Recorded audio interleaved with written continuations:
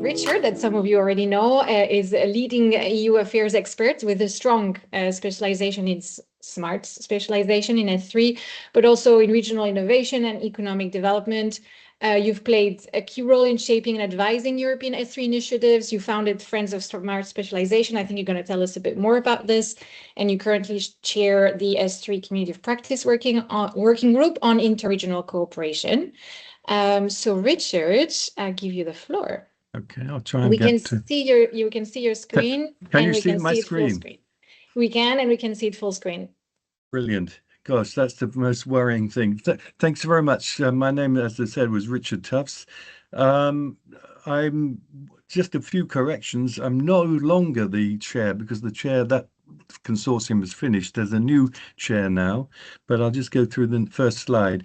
I'm part of what we call Friends of Smart Specialisation. Some of you may know it, but we're just basically three of us. It's Dimitri, myself, and Jan Laros. We're just an informal group a bit around smart specialisation. We've been going since March 2018.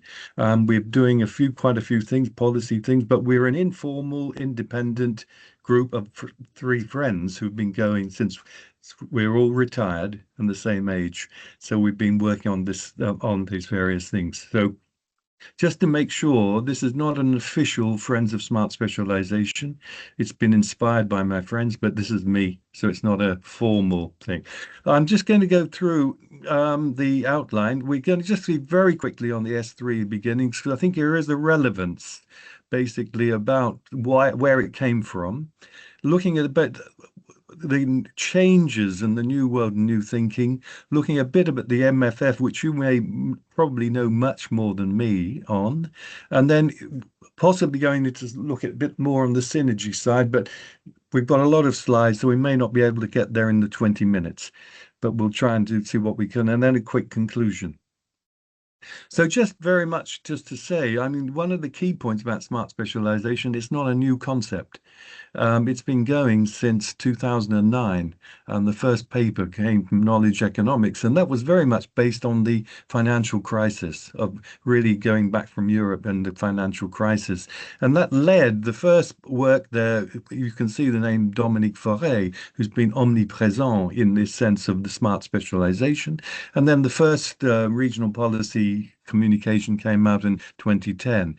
And just to say, right at the beginning, there was very much on this 4 C's: choices, competitive advantage, connectivity, and collaborative leadership. But very much the angle was competitive advantage. What was the competitive advantage of your region, and then to really use that as the driver of your smart specialization strategy.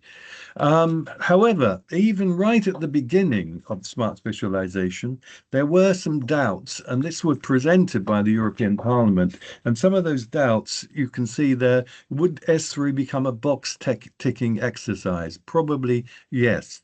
Would it have insufficient local administrative capacity? Probably yes. Priorities would be set too broadly. Absolutely. That was one of the problems, I think, of smart specialization.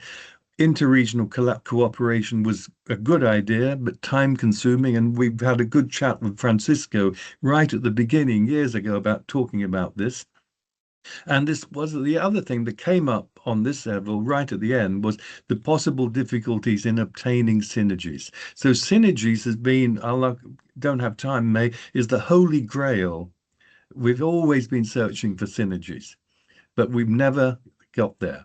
And will we ever? That's it. So it's a bit of a mythology. Then you had one of the things that we'll talk about later is this Court of Auditors report, which came out this year.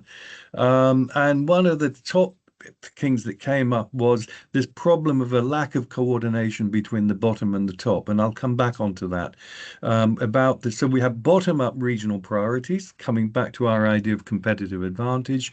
But we then had top-down Horizon programs and EU policies that didn't really mix up. They couldn't come together. There was a lack of legitimacy, a lack of logic, which is claimed here, that level.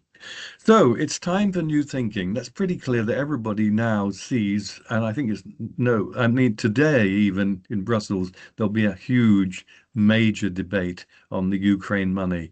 And being Belgian now, do I want my money to be going?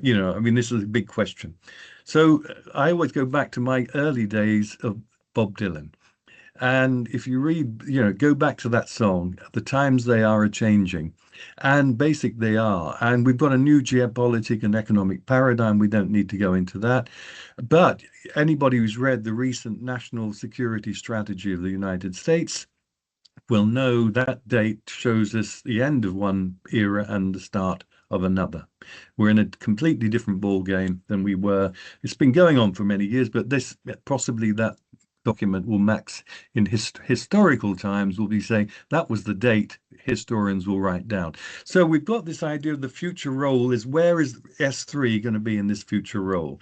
And I think first of all, we can see now in the EU policies, there's a lot more what we would call directionality of where we're going. So we've had Green Deal in digital. But what we've got now is very much an EU industrial policy. Strategic autonomy is now a key and probably going to be more and more important. And then we've also got this security angle, which I won't talk about, but we'll see about that's going to take a lot of money in the budget. And then we've got what is coming out from the four reports you see of the Letter report, the Draghi report, the Heiter report, the policy guidelines. We've got this new competitive compass that is going to be driving, in a way, EU policy for the next 7 years. But underneath that, of course, we've got all the place-based issues that we know about. So we've got different territorial dimensions. We all know that one size doesn't fit all. We've got people from La Réunion here. We've got people from Rotterdam. We've got people internally, so we know that there's no one size fits all. Everybody has specific problems, and that's getting obviously more and more for this climate. And the second thing is a lot of regions now, and I'm not sure about Aragon, but depopulation, for example, is now becoming a lot of problems for some cities, from some regions. And of course, all the work of Andrés Rodriguez Pose, the social dimension of the development trap, which is coming up for a lot of regions which are not moving. So for S3, in a way, the new S3 potentially, and I'm just going to say this is just a few ideas, and I welcome your critique. These are not fixed ideas. There's some of the ideas we're talking about. But we see in S3 now a top-down, a vertical direction between the EU industrial strategy and the local dimension, bringing in the place and the territorial dimension. And looking at the way that vertical dimension is going to be a key idea. So S3 now has to play not just into competitive advantage, but looking also at the EU industrial strategy. So that's our sort of number one sort of main point on that. And you can see this in our next slide, which is very much so we have this sort of top-down view from EU policies, macroeconomic, industrial strategy, but we also have to have a place-based dimension because it's where things happen is in place. They don't happen in a macroeconomic discussion. They happen on the ground. It happens, it's directed. So there's a challenge focus, there's a targeted investment, there's a scaling up. Then there's also this interregional focus that regions are working together. And we'll come on to that in a bit further. So what could or should be the new S3? I've got 4 areas where we can start to discuss: complexity, collaboration, capacity, and control. And you can see again, I come back to the same thing, is that you've got, in terms of an EU policy directionality, you've got this axis going up, a vertical axis, but you've also got a horizontal axis, which is something bringing in the skills, the dimension of all regions have the same issues that they've got to deal with. And another sort of buzzwords coming up now is resilience. And I think that's another area which was coming into S3 again. So first of all, on the complexity side,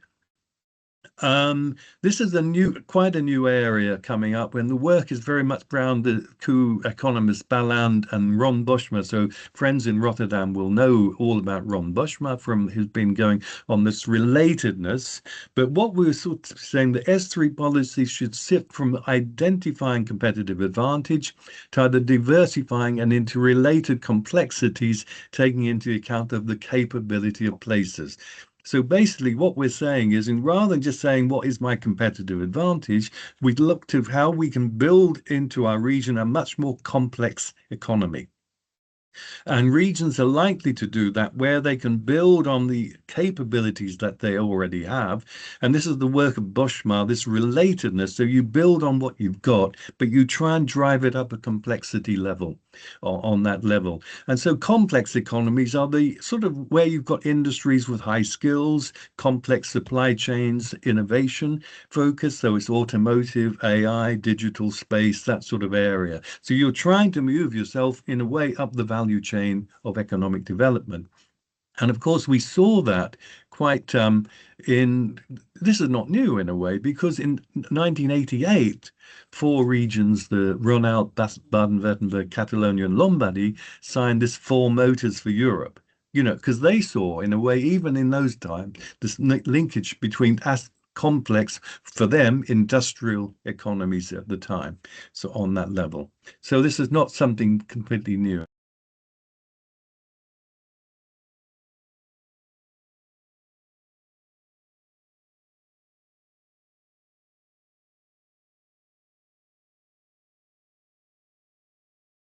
I think Richard, you muted yourself. I think Richard, you're muted. Wait, I can try. Rita. Rita. You are mute now. Yeah, that's better. Okay, can you hear me now? We can. Yeah, sorry about that. No problem. You just have to go back to full screen. Okay.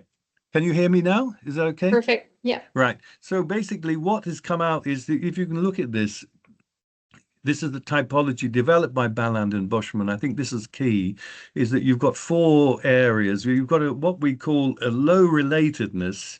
You have a complex knowledge base, but lower relatedness density. So you can't link things up very well. You have a low complexity trap. This is where you are, you know, your activities are of a variety of low level. And then basically the worst is you have neither. And so I've tried to, and then the complexity loop is you have complex economic structures and strong ability to adapt and diversify. So basically, I'm trying to make a sort of analogy, a metaphor with a Scrabble board. I play word feud with my friend. And basically, look, if you're a low relatedness, you have 4 or 5 letters. You can't make many words, if you've seen my point. But if you've got a complexity loop, you've got a lot of letters, a lot of opportunities to get a triple word score, double word score. You've got the letters there to combine into various things. So regions that have got this complexity loop, in a way, have a very good Scrabble board. The ones that have a poor have, you know, very few letters. And this is that they're very limited in what they're able to do. So that's a sort of key area, I think, that comes up. And you see this from a map of this complexity. This comes from Balland and Boschmar again. Is you see the complexity. The blue regions, they argue, are complex regions, and the red are having problems, are the structural traps. And so you can see that there is, if you then look at this compare that to the regional innovation scoreboard, you can see there's quite a correlation between those two types of activity. So innovation and complexity go together. So one of the things then is that you've got the sort of complexity economics, and then basically I want to move on to collaboration, because once you've got the complex economies, regions, you want to collaborate. And I thought I just took the example of the Vanguard initiative, because already the Vanguard was set up very much in terms of collaborating among sort of what they would call advanced regions mainly. So it's this interconnection of the regional ecosystems, and this is what they've argued for: new approaches and tools for connecting R&I support, but also very much important was to use S3 as a driver for shaping innovative EU value chains. So it's very much not just a standard interreg collaborating project, but very much using S3. How do we link up our priorities in those terms on that level? So that was the collaborating. This came up again in the new European Innovation Agenda. And then you see again that you have this acceleration and strengthening innovation across innovation ecosystems across the EU. And this came up with the idea of the regional innovation valleys, which we all know about. And then you can see the values here. This was the idea of, it's one of the 25 actions, so it comes from that. And then it says this network of regions enables them to not their smart specialization strategies, strengthen interregional collaboration, identify potentially relevant partners, and then prepare or implement joint innovation plans to establish connected regional innovation valleys. So this sort of the valley thing, you can see the logic of that and where it's come from. However, I'm not going to go through some detail in time, but obviously many people have been in the Regional Innovation Valley projects from found that there are issues of co-funding, collaborations, different innovation capacities, and so on and so on. I'm not going to go, but you'll get the slides later on that. So there are some issues of that idea. Then you've got, of course, the Interreg and the I3 instrument that most of you will know very well. But again, this is part of this new shift towards a stronger collaboration on that level. And then one of the things I want to bring up, this is the last sort of slide on this, is that basically you've also got the role of sort of collaboration is where you've got a complex issue and complexity, and where you need a strong expertise, then collaboration is very important. And you see that if we know what we can do, we don't need, it's not complex, it's not difficult, we can do it on our own, it's easy, we do it. If we have where we need collaboration, we might have team building. Where it's complex, we bring in an expert, possibly. But often one of the problems we've got is things are not, especially now, are both complex and where we require collaboration. So collaboration is getting more and more important in S3, and I think that's a shift again from the earlier days of S3. But one of the problems I think we have on collaboration, and I've used this slide before with the I3 working group, is when we talk about collaboration, the word needs to be really looked at more carefully. And sometimes when we talk about collaboration, it just means that we communicate. So there's a lot of areas where, in fact, we need to build up this collaboration line between simple contact to communicate. We can coordinate like we've done this morning. We coordinate a meeting, but are we collaborating? This is the question. So we move from that sort of communicate, coordinate, cooperate. And of course, one of the outcomes of that is the trust. The factor that we build up between individuals and institutions. We move from me to we. And this is the added value of evaluation. But there are barriers to this. There are supporting factors to it on that level. So these is coming up when this is one of the issues around collaboration, a problem of that. And we saw that when I was in the interregional collaboration working group, we were chairing that. We had a range with our group of always these issues around collaboration. It's a bit like synergies. We like to say, oh, this is what we're looking for, collaboration we're looking for, but it's not easy. And you see some of the lists on that, and that Francisco was very kind to come to that group and talk about some of the issues very much on the issues of capacity, on depending on a few people and so on that level.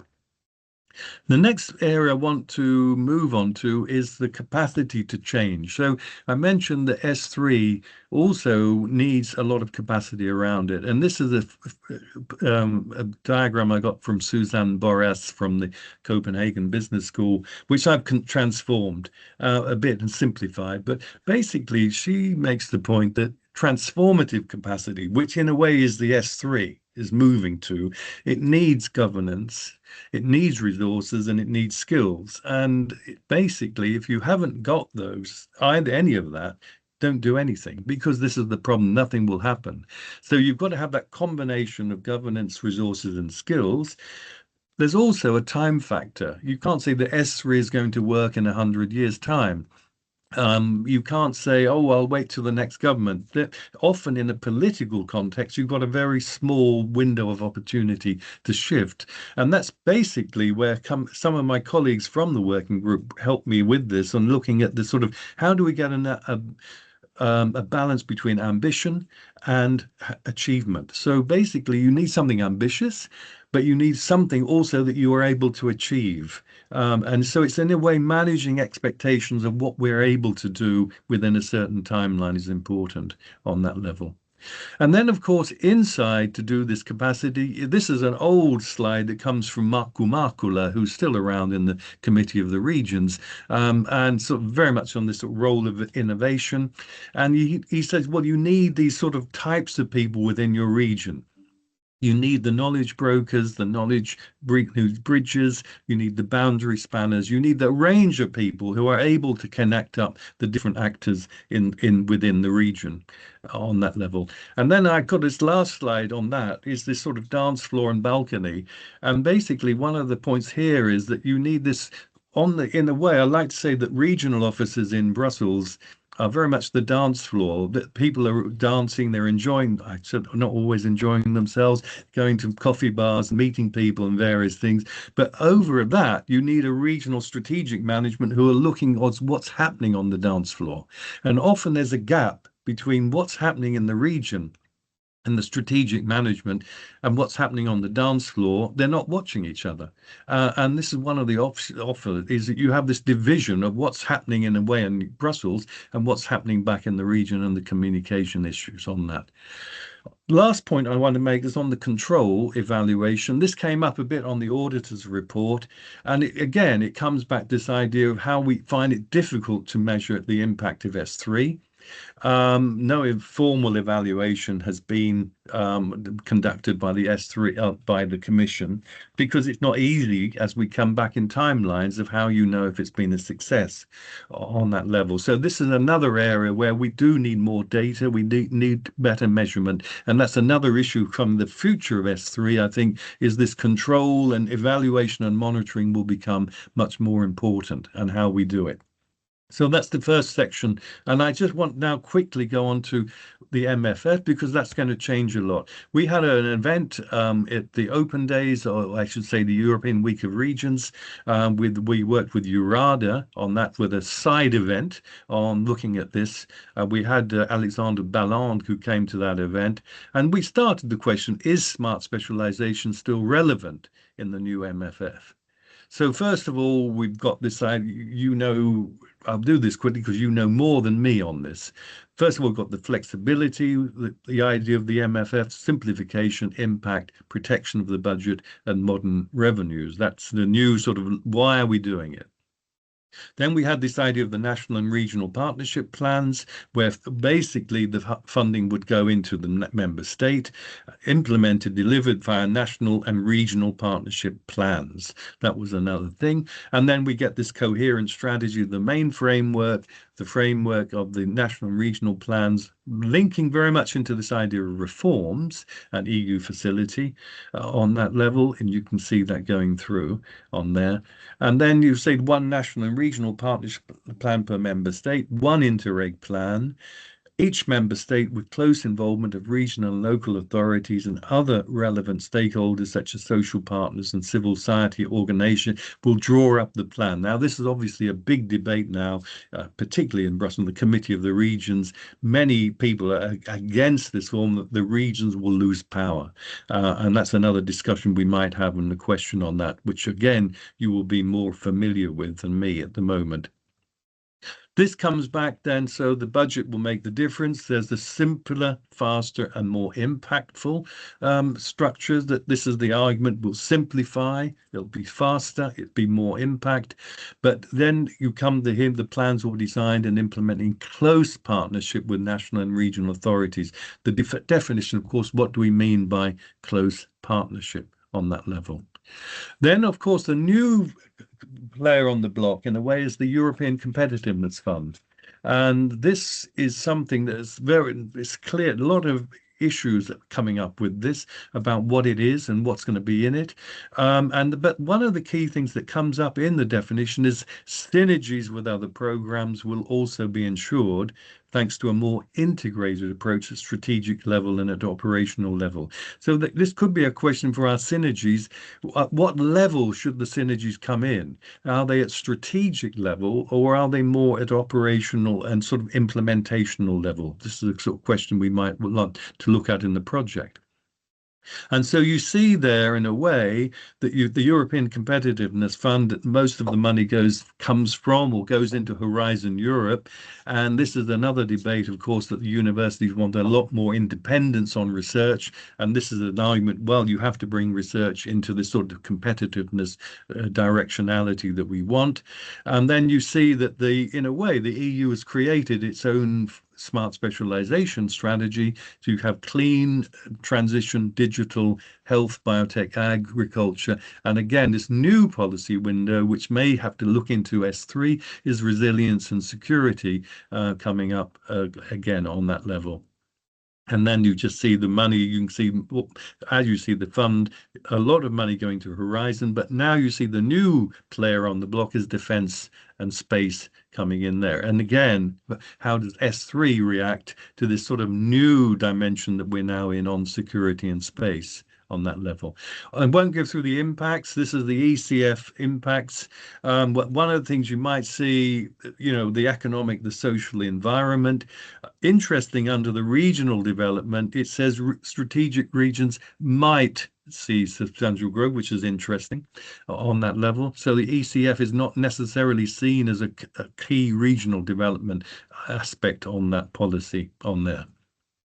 Then again, the single market. There's going to be a lot more work around, obviously, the single market, of a modernized single market. That's very much coming into Letta report. And I took this picture of Letta, who was speaking, of course, at the 4Motors event in last October. And again, showing you, of course, some of the regions you might say that they have that power of networking as well. And then last but not least, we're going to get, we've got the European Innovation Act, which is coming next year. We don't know what it is, but what you see there is what the stakeholder insights from the concept, startups and scale-ups, regulatory sandboxes, access to the EU's world-class research, public investment, and a lot more interest, which has been going on, is this public and private procurement to promote innovation. That's been a long debate, but it's coming back now into the discussions. So the conclusions, basically, for me, is that we've had 14 years of developing and implementing S3 strategies. So, this is not a new area. We've shared theoretical, practical knowledge in European projects, such as yours, publications, conferences. Regions have shared information within networks as IDLE, EURADA, and ERIN, and of course with Interreg initiatives. S3 has established a core methodology. And what is interesting, it provides a common set of concepts and actions that are known and can be shared. So we've all gone through a smart specialization process. We know what it's like. We can talk to each other what it's about. And so this, in a way, from this strong foundation that we've got, S3 can, should, and must rise, possibly within this geopolitical, economic context. And this could include a bottom-up renewal of S3, based on EU policy vertical alignment, but from a much stronger bottom-up place-based perspective. We could use the new smart specialization community of practice more effectively as a change-making and learning facility. And we could enhance the local capacity for smart. I think this is important, which would also include better monitoring and evaluation. And we would need new positive narratives for S3 as a key component of, because one of the problems I felt of S3 is it's a small community who, get on very well and agree with, but we can't get this S3 message out. It's very difficult to get it out to a wider group of us, sort of inverted commas, us experts on that level. So I'm thinking of the time limit. I think that was all I'd like to say in 20 minutes. I've got some other slides on synergies, which perhaps can come in on the discussion, but thank you for your attention. And just to say, this is inspired by my colleagues, shares many, but it is not an official FOSS position on these points. So it's very much a work in progress. But so thanks very much for your time. Thank you. Thank you, Richard. Thank you so much for this. I would like to invite our colleagues to ask questions to Richard. We have a Or- little bit of time. Or between yourselves, I'm sorry, make it a wider discussion. Oh, we can indeed exchange comments and so on. So I want to, anyone can basically take the floor spontaneously if they want to. Thank you. Oh, Adrian, yeah, Thank Adrian, you, go ahead. Richard, for the nice presentation. Can you tell more about what is the difference between a place and the territory? Because you speak about these terms at the beginning of your presentation. Yes, I think this is something as a geographer.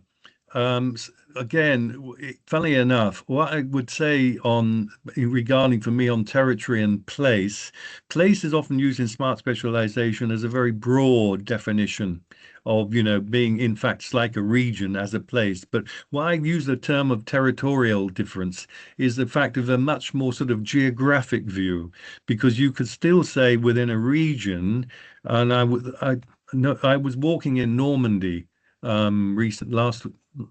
still this year, and you could say, well, okay, I was walking along the coast, and it was pretty obvious that the coast was declining.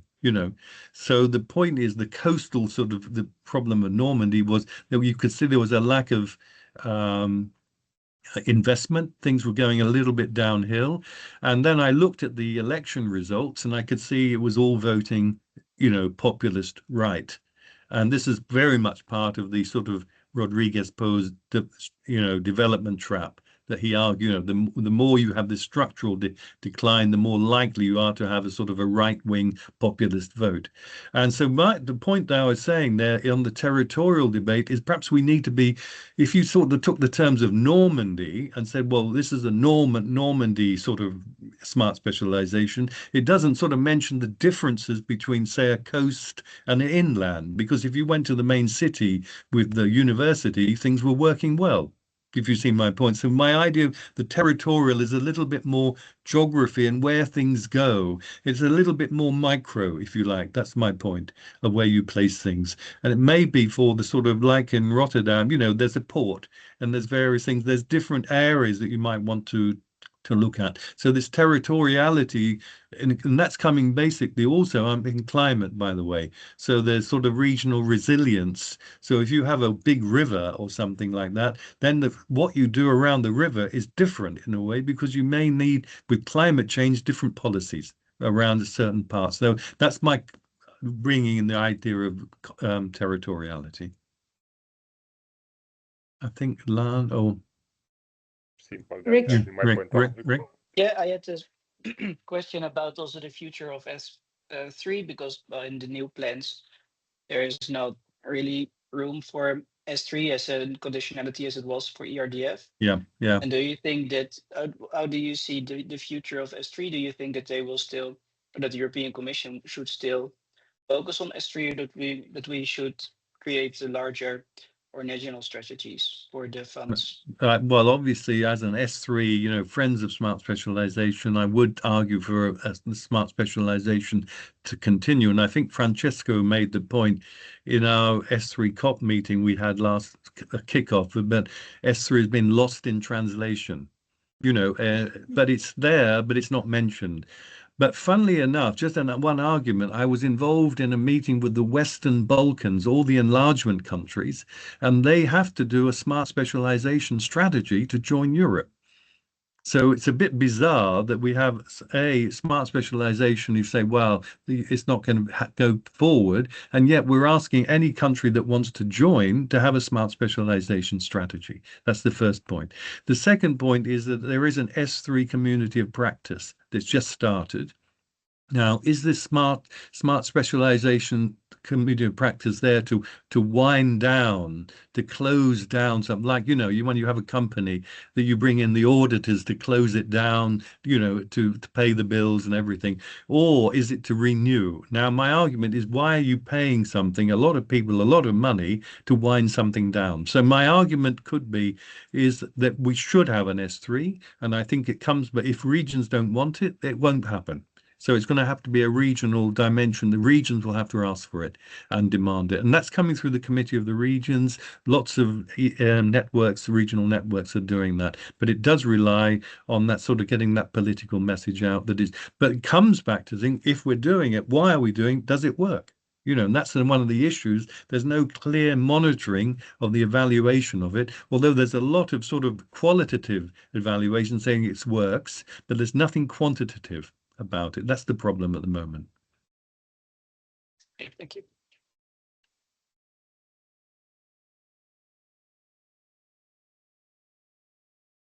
Okay, I'll go ahead. Richard, you mentioned that synergies are a bit of the holy grail. Yeah. In light of the theme of our semester, which is governance, can you please maybe tell us one or two of what you think are the main issues or reasons why it's not really working? Well, I think one of the slides I had, I come back to those 4 points about control, complexity, collaboration, and capacity.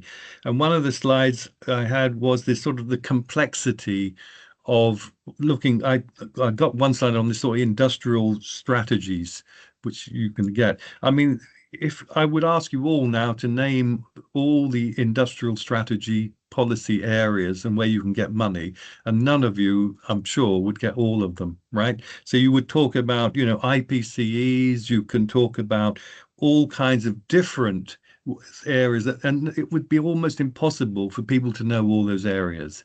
And the problem we've got is the complexity at the moment, which is one of the reasons of this new, the new MFF, is really to bring in more simplicity into the structures.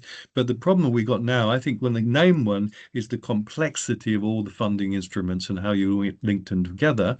And we saw on the Regional Innovation Valley, one of the issues is the 50% match funding. So a lot of these areas where you say, oh, it's easy to put these things together, but hold on, the budgets come from different areas. You need different, evaluation criteria. You need different reporting periods. You need all kinds of differences, and they don't match together. And if you can get anybody who can put them together, they will be a value, their salaries would be quite enormous, because, the capacity needed to do it is just out of reach, in my view. But the Commission have always been talking about synergies. But according to a friend of mine who is in auditing, the new term is agile. So don't use synergies anymore. We would say use complementarities, and agile is the new buzzword. So I hope you might want to change the title of your project. No, but I mean, I think we should be looking for synergies and where we can do them, but it's a difficult task. And I think perhaps we have to be fairly low.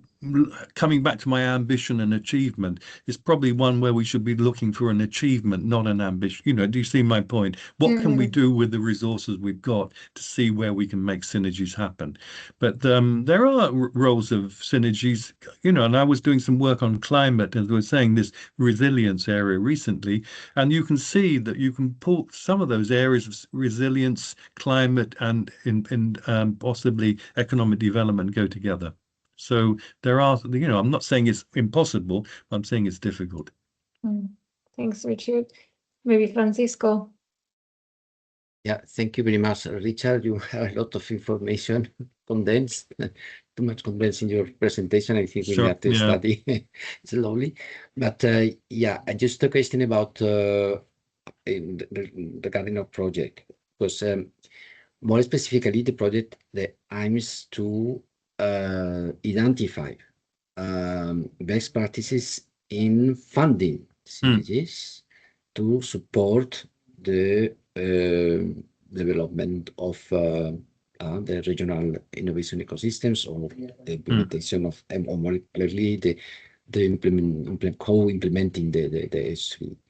So in your view now, or regarding also the future, I think we think also this project could be an opportunity to present our findings in the project, and in the discussion about the next MFF, and maybe to help to be more aware more explicit Yeah. the smart specialization. So in your view, what would be our orientation for that about funding synergies?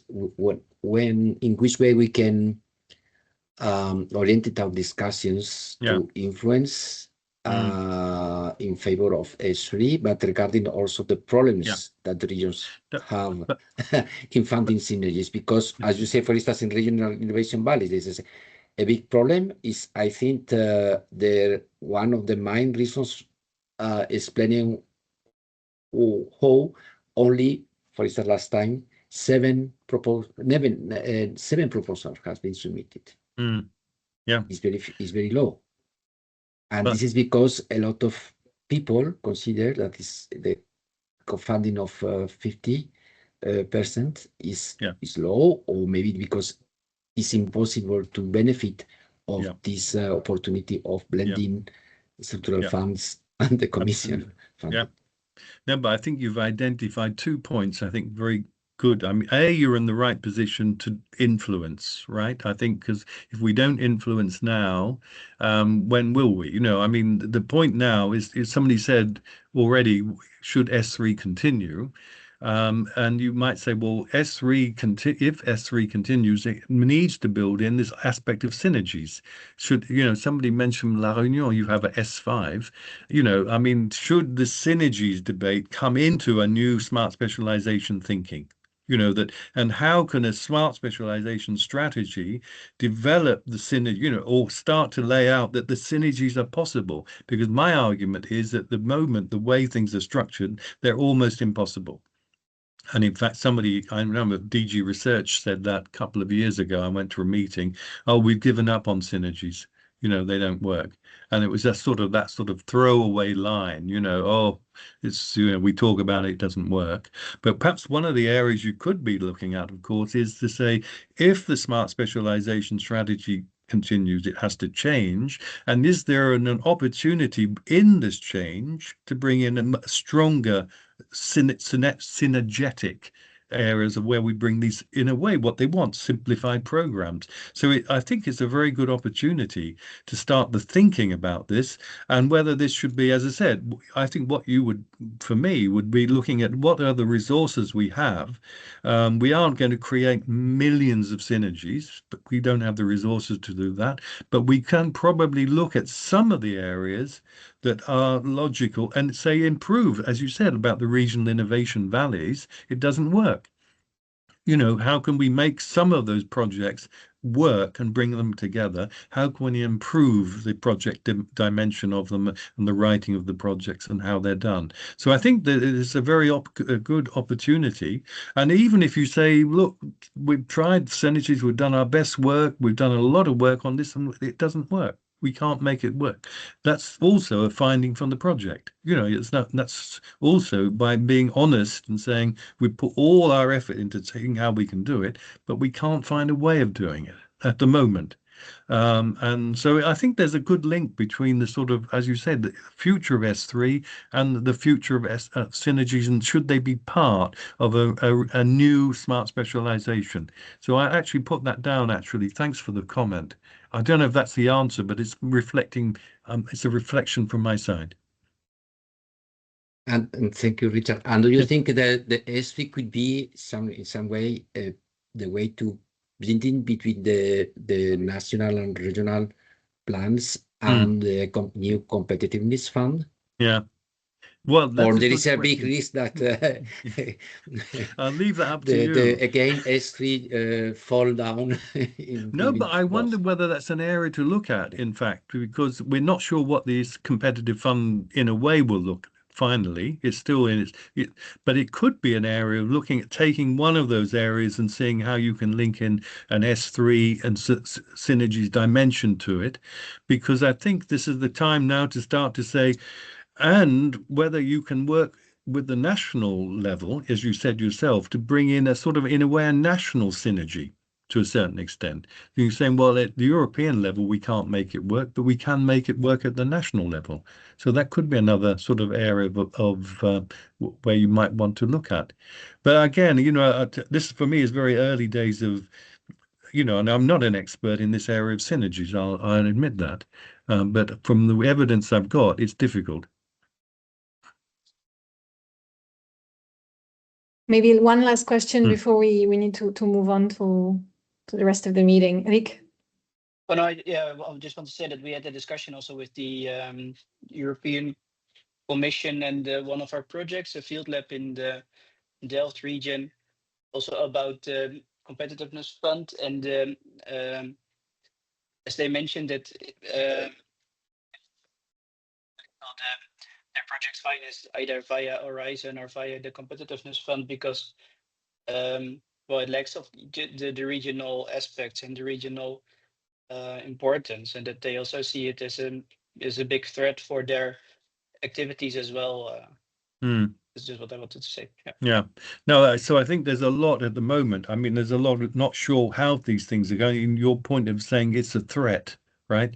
Is, you know, we're not sure what's going to be the outcome, but you can start to see, well, this is not positive, if you see my point. It's not going in the positive direction for us. So I think it is very much keeping this place-based perspective. You know, things happen in places. You know, the investment hits somewhere and it hits a physical building, a lab or whatever, a data center, a new, you know. And last point I'd like to make is there's a lot more interest now on infrastructure, by the way. And I think that comes through the security and defense ideas of better infrastructure, both physical and sort of data infrastructures, again, coming back to strategic autonomy on that level. But apologies, but I hope it's stimulated a few ideas. That's the aim. So it's not the answer, and you've heard, but hopefully a few ideas that you can hopefully. I like your critique. If you think it's terrible, let me know. Yeah. No, 100%, Richard, and thank you so much for